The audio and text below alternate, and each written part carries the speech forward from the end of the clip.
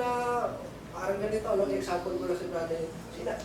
Kung tutusin, mas magaling, mas magaling si Jason sa ganitong bagay. Pero hindi niya sinasabi.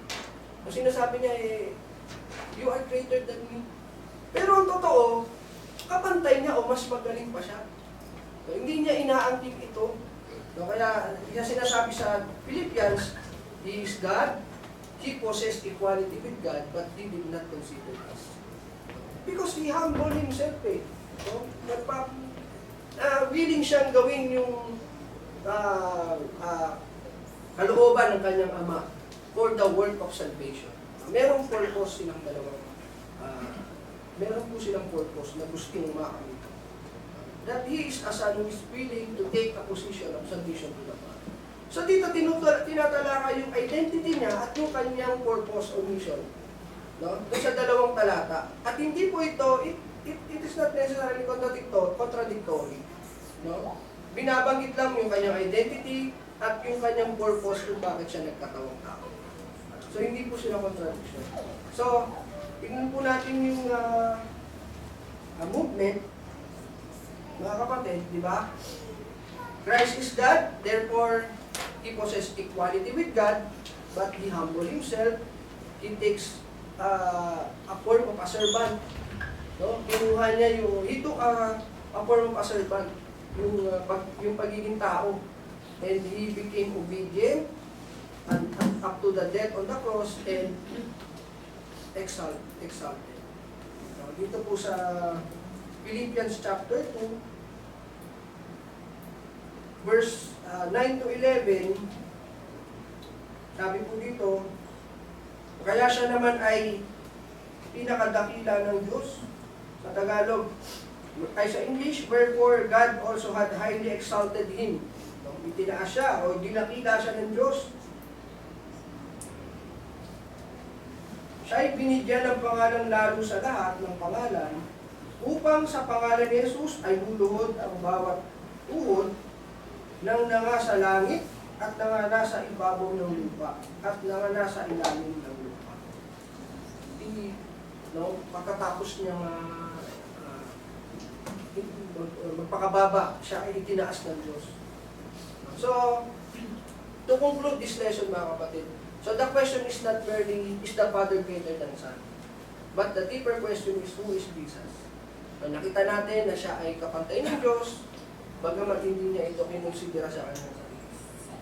Pagkos, nagpakababa siya sa kanyang sarili, he took a form of a human to become a servant, at namatay sa cross para sa kaligtasan ng mga tao. At by the way, dagdag ko lang ang pagiging great, mga kapatid, ito ay galing din mismo sa ating Panginoon Jesu Cristo. Nung kanyang kausap yung dalawang lalaki, na kung gusto nyo maging pinakadakila sa lahat, maging servant ka, maging tagapaglingkod ka. Lalo sa panahon ngayon na ang mga tao ay gusto maging main character ng kanilang buhay. Gusto sila lagi ang leader o nanguna. At nakakalimutan na yung kahalagahan or value ng pagiging servant o paglilingkod. Kung gusto po natin maging great, ito po ay galing din sa Panginoon Jesus. Let us become a servant. Maging tagapaglingkod. So, ang title po ng ating lesson sa umagang ito ay pinamagatan ko pong Greater Than I, Who is Jesus. Maraming salamat po sa inyong pakikinig at sana po ay nakapagbahagi ako ng kaalaman at nakapagpalakas ng pananampalataya. Maraming salamat.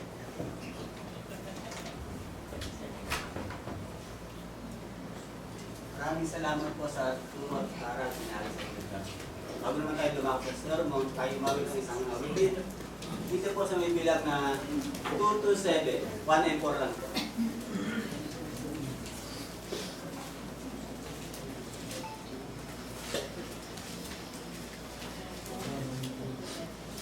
2 to 7. Stand up for Jesus. Ready? Sing. Stand up for Jesus.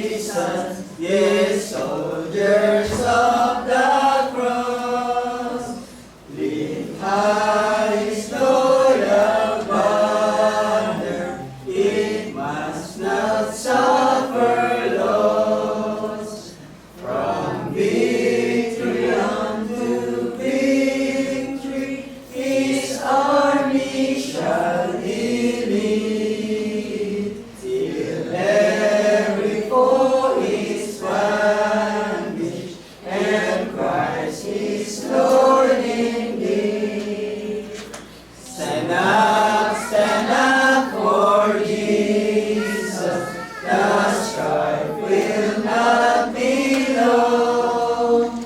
This day the noise of battle, the next the victor's song.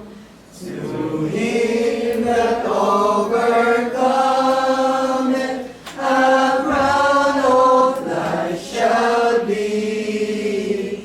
He will, the King of glory, shall live eternally.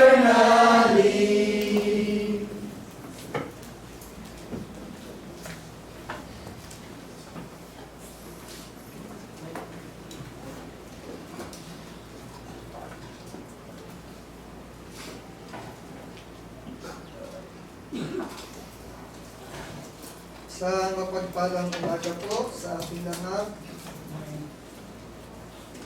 Hindi ay gagalak ako at nabigyan naman po ako ng pagkakataon para muling maghayag ng mga salita. Pinatutuwa at ilang number lang po ang walang makampigaw. Puno tayo sa mga araw. Sana'y mapuspos tayo ng Espiritu ng Panginoon at sa umagang ito, ang pagsako po ay nauukol.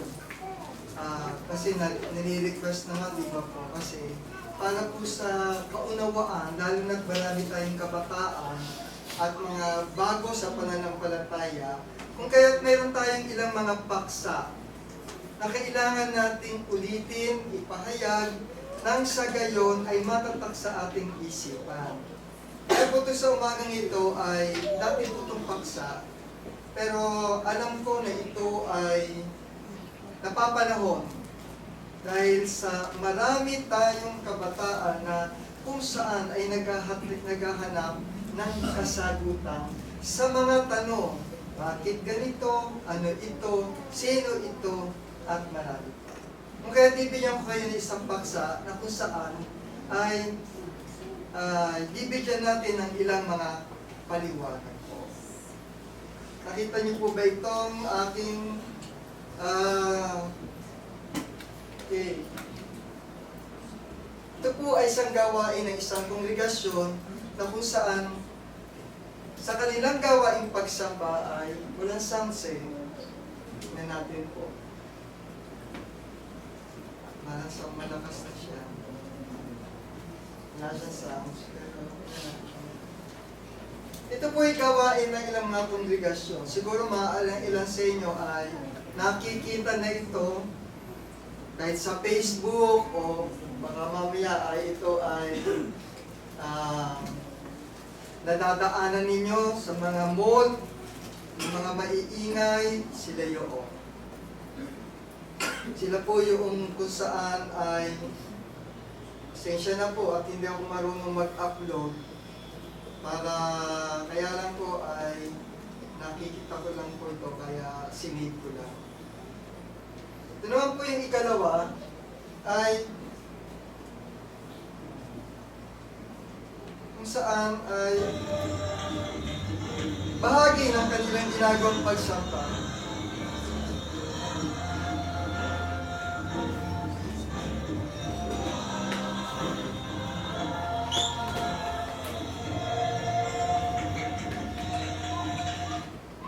Ko naman po pakatagalin dahil hindi ko po sila binibigyan.